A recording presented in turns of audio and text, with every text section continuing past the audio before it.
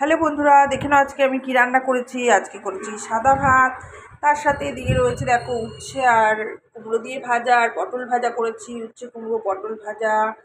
আর রুদ্রর জন্য রয়েছে আলু ভাজা আর ডিমের অমলেট।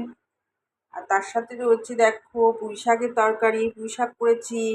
আর করেছি এদিকে মাছ মাছ করেছি, ঢেলা মাছ, বেগুন দিয়ে সর্ষে বাটা দিয়ে ঢেলা মাছ, উচ্ছে কুমড়ো ভাজা, পটল ভাজা, সাদা ভাত, আর রয়েছে ডিমের অমলেট, আলু ভাজা, পুঁই শাকের তরকারি, আর এদিকে রয়েছে মাছ।